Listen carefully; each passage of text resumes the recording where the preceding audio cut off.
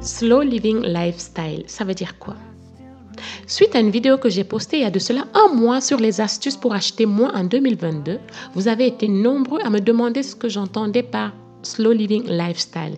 Je vais donc essayer de vous expliquer avec mes propres mots ce que j'entends par là. Coucou tout le monde, bon retour sur ma chaîne. Bonjour à toutes les nouvelles, bonjour à tous les nouveaux. Soyez la bienvenue au meilleur endroit où on parle de slow living, partage d'astuces et motivation. Quand je dis motivation, ça peut être motivation ménage, motivation cuisine, motivation organisation. Je veux que cette chaîne soit une chaîne où vous allez pouvoir vous inspirer et me mettre des questions en commentaire, comme ça je pourrai vous répondre, n'est-ce pas? Mais avant toute chose, si tu me découvres que maintenant et que tu n'es pas encore abonné à ma chaîne, moi je t'invite à cliquer sur le bouton rouge s'abonner, tu actives la cloche de notification et comme ça tu es sûr de ne pas manquer mes prochaines vidéos. Sans plus attendre, commençons. Aujourd'hui, je vais faire toute une vidéo sur ce que c'est que le slow living lifestyle et surtout je vais vous partager 10 règles essentielles pour enfin ralentir et profiter davantage de la vie, n'est-ce pas? Est-ce que vous avez déjà fait la remarque que vous avez déjà eu cette impression que la vie, elle passait trop vite et même que vous n'avez même pas eu le temps de profiter vraiment de la vie, que vous dites mince, 5 années se sont écoulées, je ne les ai même pas vues passer. Et vous regardez votre vie, vous regardez où vous en êtes, vous dites mince, mais j'ai pas profité. Vous regardez, vous dites oh purée, j'avais 20 ans, là j'en ai 25, j'ai l'impression que je suis la même personne qu'il y a 20 ans. Vous savez pourquoi? Ce n'est pas votre faute, c'est parce que nous sommes dans une société où tout va vite. On ne prend plus le temps, on est en mode pilote automatique. On fait plus ce qui est attendu par la société et non ce que nous voulons nous-mêmes. Est-ce qu'il vous est déjà arrivé de vous poser un instant et de regarder au fond de vous et vous demander qu'est-ce que je veux? Qu'est-ce qui contribue à mon bien-être? Eh bien, tu sais quoi? Avec le slow living, tu vas être obligé de ralentir. C'est vrai que ce n'est pas facile. Ce n'est pas facile de ralentir, mais tu t'appelles. Désolée, je vais tousser un peu beaucoup dans la vidéo parce que depuis que je suis revenue de Montpellier, j'ai chopé un coup de froid. Donc, ce n'est pas facile de ralentir, c'est difficile, mais en choisissant, ça va être un choix conscient que tu vas faire. Et en optant pour le mode de vie lent, tu vas te rendre compte que tu vas toucher un niveau de bonheur plus grand. Et tu vas faire des choix qui sont conscients en fait. Tes choix seront conscients et réfléchis, n'est-ce pas? Et tout ça va te permettre d'enfin pouvoir profiter de ta vie, n'est-ce pas? Le slow living, c'est un état d'esprit. C'est un état d'esprit dont le but est de mener une vie plus significative, une vie plus consciente et qui correspond. Et cette vie correspond aux choses que tu apprécies le plus dans ta vie. Lorsque tu slow down, en fait, ce qui se passe, c'est que tu places intentionnellement tes vraies valeurs au cœur de ton mode de vie. Ton mode de vie va refléter vraiment qui tu es, tes principes et tes valeurs, en fait. Mais en mettant tes principes et tes valeurs au cœur de ton mode de vie, tu vas vivre en étant en accord avec toi-même, en étant en harmonie avec moi-même. En fait, dans le slow living, tu vas surtout chercher à te prioriser. Tu vas surtout chercher à introduire dans ta vie des choses qui vont t'apporter du plaisir, qui vont t'apporter du bien-être, qui vont t'apporter... Si en ce moment, tu es plutôt dans la recherche de la paix, tu vas faire des choses qui vont faire en sorte que tu cultives ta paix. Quand j'ai commencé à chercher à cultiver ma paix, à cultiver mon bien-être, à cultiver... Surtout que lorsque je me suis rendu compte qu'en fait, si je me sens bien là à l'intérieur, ça se reflète à l'extérieur. Parce que moi, ce que je faisais, c'est que je faisais comme des masques. En fait, je masquais l'intérieur, je travaillais l'extérieur. Mais seulement quand vous faites ça, je ne sais pas si vous avez déjà constaté, vous avez beau travailler votre extérieur. Si à l'intérieur, ça ne va pas, vous allez avoir l'impression qu'en fait, vous ne faites rien. C'est comme des gens qui se mettent à faire du sport.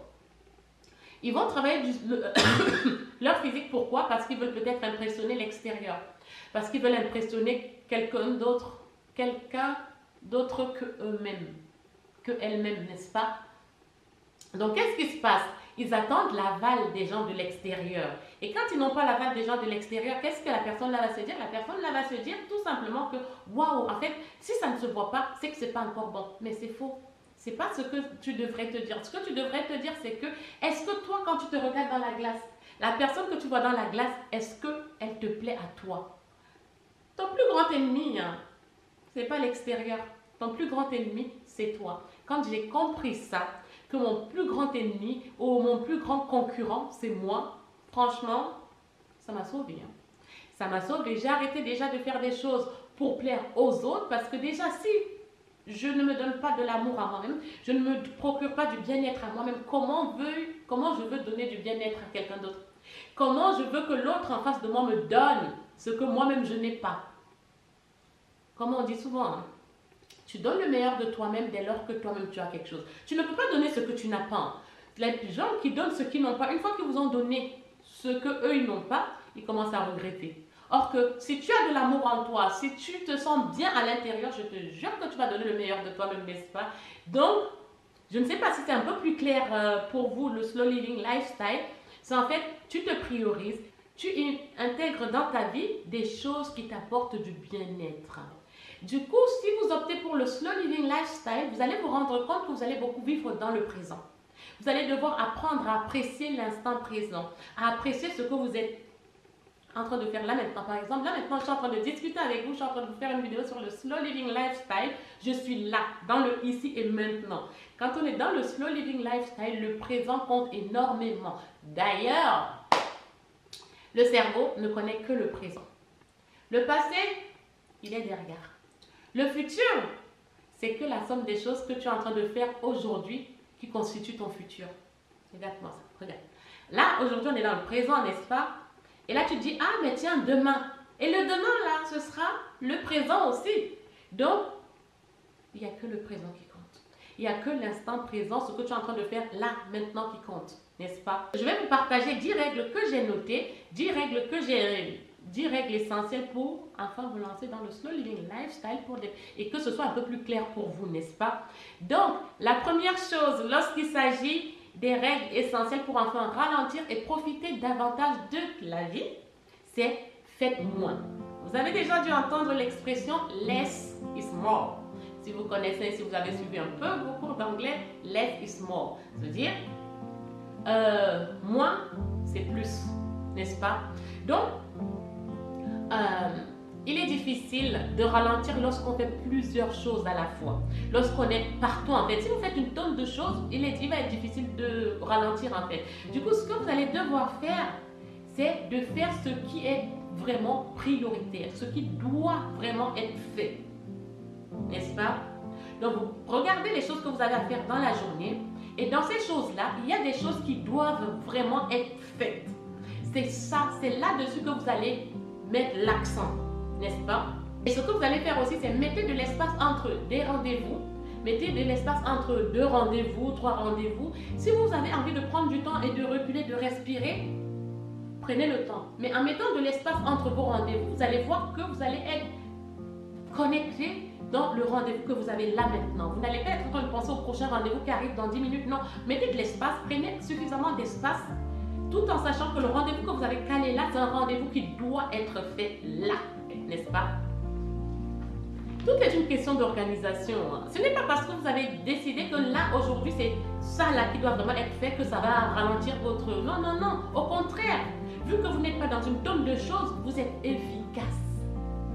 N'est-ce pas? Alors, la deuxième chose, c'est soyez présent. Soyez présent. Ça veut dire que par exemple, si vous êtes en famille, moi je plaide coupable. Si vous êtes en famille, prenez pas votre téléphone, ne le mettez pas là. Parce que vous allez être tout le temps dérangé par les parasites autour en fait. Soyez dans ce que vous êtes en train de faire. Si vous êtes en famille, soyez dans cette discussion que vous avez en famille. Soyez dans ce repas de famille. Vivez-le, sentez-le. En étant présent, vous ressentez plus les choses. Vous vous connectez aux gens. Vous vous connectez à ce que vous êtes en train de faire. Or, si vous ramenez des parasites autour, il y a des choses là qui vont parasiter, ça gâche ce moment-là. Ça gâche cet instant-là. Il faut être présent dans ce que vous êtes en train de faire. La troisième chose, c'est déconnectez-vous. Prenez l'habitude de vous déconnecter. Ça ne veut pas dire que vous allez arrêter les réseaux sociaux. Perso, moi je travaille sur les réseaux sociaux, j'ai Instagram, j'ai YouTube, j'ai même Snap. Je vais de moins en moins sur Snap, mais j'ai Instagram, j'ai YouTube. J'ai des moments où je me déconnecte, où je ne vais pas sur YouTube, où je ne vais pas sur Insta. Ça peut être des petits moments si vous êtes quelqu'un qui consomme beaucoup, une personne qui consomme beaucoup les réseaux sociaux. Donc si vous avez l'habitude d'y passer même 1 heure, dites-vous que dans ces 1 heure-là, prenez 20 minutes pour vous déconnecter. Déconnectez Facebook, Instagram, ou alors vous mettez votre téléphone tout simplement en mode avion et vous sortez. Donc voilà, vous choisissez délibérément tous les choix que vous faites quand vous menez une vie slow, une vie plus ralentie. Tout est conscient, vous êtes conscient de tout ce que vous faites, tous les choix que vous faites sont conscients, sont réfléchis, n'est-ce pas? Donc, prenez le temps de vous déconnecter, de faire autre chose. Vous pouvez vous déconnecter, vous prenez un livre, vous lisez, vous faites autre chose qui n'a rien à voir avec les réseaux sociaux. La quatrième chose, c'est concentrez-vous sur les gens. Concentrez-vous sur les gens, ça ne veut pas dire que concentrez-vous sur eux en les analysant. Non, vous n'allez pas les analyser. C'est-à-dire, lorsque quelqu'un vous parle, écoutez-le. Soyez là, écoutez-le, mais il ne faut pas qu'il n'y ait que l'enveloppe corporelle qui soit là. Vous l'entendez, vous l'écoutez, elle est en train de vous parler, vous avez une écoute active. Ce n'est pas que vous êtes là en train d'écouter, vous réfléchissez déjà à ce que vous allez lui répondre, non. On fait beaucoup trop ça, on le fait souvent. Quelqu'un est en train de nous parler, nous sommes déjà en train de réfléchir à la réponse. Non, mais avec un peu d'effort, et en faisant le choix d'être vraiment concentré dans ce que la personne est en train de dire, être concentré sur cette personne-là qui est en train de parler, vous allez voir que les choses vont aller et tu te rendras même compte que tu vas mieux apprendre à connaître cette personne. Parce que souvent, pour apprendre à connaître quelqu'un, tu n'as pas besoin de parler. Tu as juste besoin d'écouter la personne et de l'observer. N'est-ce pas? Donc, concentrez-vous sur ça. Cinquième point, apprécier la nature. Apprécier la nature. J'ai pas toujours été cette personne-là qui prenait vraiment le temps d'apprécier la nature. Vraiment le temps, ne serait-ce que même d'ouvrir la fenêtre, respirer un bon air en fait. Ouais, j'ouvrais les fenêtres parce qu'il fallait ouvrir les fenêtres. C'était en mode pilote automatique. Je sais qu'il faut ouvrir les fenêtres pour aérer, pour rentrer de l'air nouveau, changement d'air, tout ça. Mais est-ce que je m'étais déjà mise à la fenêtre, profiter un peu de ce vent, de ce bol d'air-là? Mais c'est des choses que je fais maintenant parce que je cultive mon bien-être. Du coup, je profite de la nature. Souvent, je me retrouve là à ma fenêtre en train de regarder parce que j'ai la chance d'avoir de grandes portes-fenêtres et que quand j'ouvre et tout, ça donne sur de la verdure. Souvent, je me retrouve là en train de profiter de cet instant-là, en train de regarder et de dire franchement, on vit dans un bel environnement quand même. Franchement, je vis dans un bel environnement, n'est-ce pas? Et ce que vous pouvez aussi faire, laissez votre téléphone à la maison, allez au parc, allez vous asseoir au parc ou allez tout simplement marcher. Et vous ne marchez pas juste pour marcher parce qu'on vous a dit oui, marchez, non. Vous faites le choix, ok, là, je vais marcher même 30 minutes. Je vais marcher même 30 minutes comme ça, je vais regarder ce qu'il y a autour de moi, je vais profiter de toute cette verdure-là. Ça permet d'aérer l'esprit, ça permet de se recentrer, ça permet de se connecter avec la nature. Souvent, rien que le fait d'aller marcher dans un parc et tout, quelque part où il y a de la verdure, c'est magnifique. Ça nous change les idées, en fait, on ne réfléchit pas, on est là, on fait les... Rien que même ceux qui ont la chance de vivre où il y a une plage, rien que d'observer le coucher de soleil ou le lever de soleil ou juste tout simplement faire du sport à la plage et tout, oh, tu te dis quelle chance tu as d'avoir ce bel environnement-là, d'avoir ce beau cadre-là. Souvent, je reste comme ça, je regarde même le ciel, je trouve qu'il est magnifique. Même quand il fait gris, je regarde le ciel et tout, je suis là, je dis, ouais, j'ai de la chance d'être là en fait. Donc, apprécier la nature. Je vous assure que ça fait un bien fou de ralentir, de démarrer un mode de vie slow, d'être dans le slow living lifestyle, ça fait un bien fou. De ne pas me laisser justement parasiter par tout ce qu'il y a aux alentours, en fait, par l'environnement, par l'extérieur. L'extérieur y est, je suis consciente, mais moi je fais le choix de cultiver mon bien-être intérieur, n'est-ce pas, parce que j'aime me sentir bien. Sixième chose, manger plus lentement. Combien de fois on voit des gens qui mangent vite, ils prennent même pas le temps de mâcher, d'apprécier le goût des aliments. Ils vont manger vite parce il faut qu'ils aient terminé un dossier, ils vont manger vite parce qu'ils ont un rendez-vous, là prenez le temps. Si vous savez que vous n'avez pas trop de temps, prenez un petit sandwich, une petite salade, mais prenez le temps de mâcher, de sentir les saveurs, de sentir le goût de ce que vous êtes en train de manger, n'est-ce pas? Déjà, en prenant le temps de manger comme ça, deux choses. Déjà, vous vous rassasierez plus vite avec moins dans votre assiette. Et de plus, vous ressentirez le goût des aliments, vous savourez le goût des aliments. Septième chose, conduire lentement. Si vous savez que vous mettez 30 minutes pour aller à votre travail, ne partez pas 10 minutes, ne partez pas en retard. Partez soit pour arriver 30 minutes, dans les 30 minutes, soit vous partez un peu plus tôt. Vous prenez le temps de rouler, parce qu'en roulant vite, déjà, comme ça, vous pouvez causer des accidents. Et en roulant vite, comme ça, vous polluez beaucoup plus et vous consommez plus de carburant. Donc, en roulant normalement, tout simplement, aux limitations, déjà, vous arrivez au travail, vous n'êtes pas stressé, vous n'arrivez pas comme un ouragan au travail, comme ça, en train de courir partout. Non, non. Donc, roulez lentement, n'est-ce pas? Et en plus, ça vous permet de profiter de la nature, de profiter un peu, de faire défiler un peu votre vie. Bref, en tout cas, whatever. Prenez le temps de conduire lentement. Dans le slow living, on pratique ça. Trouvez du plaisir dans n'importe quoi. Quand je dis trouver du plaisir dans n'importe quoi, comme je dis tout le temps, les choses vont dépendre de l'angle sur lequel vous voyez les choses. Je suis le genre de personne, je préfère voir le verre à moitié plein qu'à moitié vide. Ça ne veut pas dire que je suis naïve, je ne suis pas naïve, je fais ce choix-là, je préfère voir les choses comme ça. En voyant les choses comme ça me fait positiver et ça me donne envie de travailler encore plus. Vous voyez ce que je veux dire? De mettre encore plus d'efforts, n'est-ce pas? Quoi que vous fassiez, prenez du plaisir, apprenez à prendre plaisir à le faire. Par exemple, si tu es quelqu'un qui n'aime pas faire la vaisselle, je prends la vaisselle parce que j'étais le genre de personne, quand quelqu'un venait chez moi et me proposait de faire la vaisselle, je disais oui.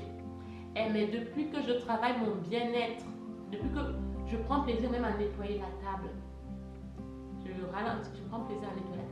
Je prends plaisir maintenant à faire ma vaisselle. Je me souviens une fois, Fadoua, elle est venue chez moi, donc on a fait un brunch, elle me dit, ouais ma belle, je fais la vaisselle. Je fais, ah non, non, non, fais pas la vaisselle, laisse. Pour moi, c'est devenu comme une thérapie. Si tu as une tâche, si par exemple tu es en train de faire, par exemple, ton travail c'est faire du ménage, mais tu n'aimes pas ça.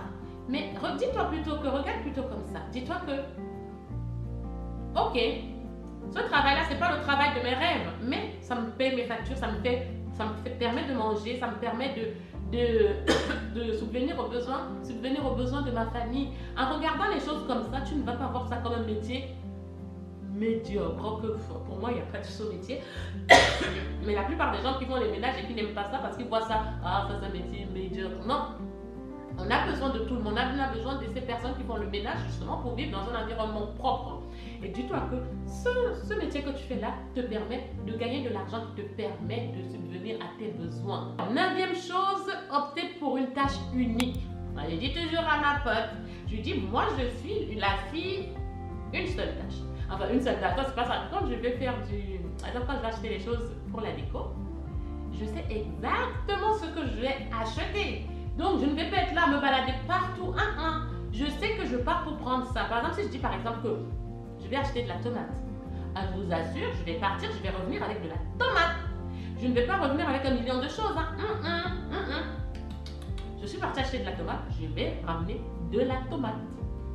Parce que si vous êtes multitâche, vous allez encore vous retrouver submergé, vous retrouver fatigué en fait. Concentrez-vous sur une seule chose à la fois. Et la 10e chose, respirez. Prenez le temps de respirer. Ne serait-ce que le matin, quand vous vous levez, vous ouvrez la fenêtre, prenez le temps de respirer profondément et de prendre un grand bol d'air frais. Donc, lorsque vous vous retrouvez stressé, vous êtes là, vous êtes en train de stresser, vous accélérez, vous êtes en train d'accélérer, vous stressez, ce que vous allez faire, c'est reculer. Prenez une profonde inspiration. Respirez. Vous allez voir, rien qu'en faisant ça, vous pouvez faire ça 3 fois, vous allez vous sentir plus détendu et vous voilà prêt à continuer votre journée, n'est-ce pas? Prenez le temps de faire des respirations profondes. Ça va vous déstresser, c'est immédiat, n'est-ce pas? En aucun cas, le slow living lifestyle veut dire que vous êtes naïf ou que vous vivez dans un monde de bisounours. Non, c'est vivre lentement, mais mieux, n'est-ce pas? En tout cas, j'espère que cette vidéo vous aura plu. En attendant la prochaine vidéo, je vous fais de très gros bisous. Je vous dis à très bientôt. Portez-vous bien. Surtout, on pense à liker la vidéo. Pensez à liker la vidéo, partager. Mettez-moi un pouce bleu et surtout pensez à vous abonner et activer la cloche de notification.